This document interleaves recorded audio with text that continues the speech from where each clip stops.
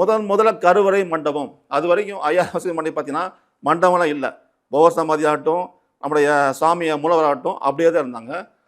சேரமான் பெருமாளும், சுந்தரமூர்த்தி நாயன்மாரும் அறுபடை திருத்தலம் வரும்பொழுது, முதல்ல அவங்க தான் வந்து கருவறை மண்டபம், விமானம் எழுப்புறாங்க. கருவறை வெளிச்சுத்து பகுதியில பார்த்தீங்கன்னா, குதிரையில போற மாரி சேரமான் திருவுருவம் இருக்கும். ஸோ முதல்ல வந்து சேரமான் பெருமாளும் அவர் ஃபர்ஸ்ட்டு கருவறை மண்டபம் எழுப்புறார். அடுத்த மண்டபம் வந்து ஜடாவர்மன் வீரபாண்டியன் சொல்லி பாண்டிய மன்னன் எழுப்புனது. இந்த பழனி வந்து பாண்டிய நாட்டுக்கும் சேர நாட்டுக்கும் ஒரு மையப்பகுதி.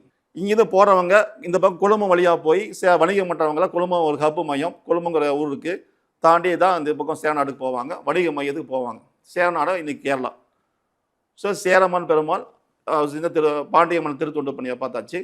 அடுத்து ராஜகோபுரம் பார்த்தீங்கன்னா, ராயகோபுரம்னு பேர். கிருஷ்ணதேவர பரம்பரையில் மல்லிகார்ஜுனராயர் எழுப்பப்பட்ட கோபுரம் தான் ராஜகோபுரம். அவங்க நாயக்கர் மண்டபம் சொல்லுவாங்க. இதெல்லாம் அடுத்து திருப்பணி. ஊர்கோயில் அடுத்து பார்த்தீங்கன்னா, இப்போ ஆதி திருவாரூர்னு சொல்லுவாங்க. பழனியுடைய ஊர்கோயில் யானைக்கோயில்னு சொல்லுவாங்க.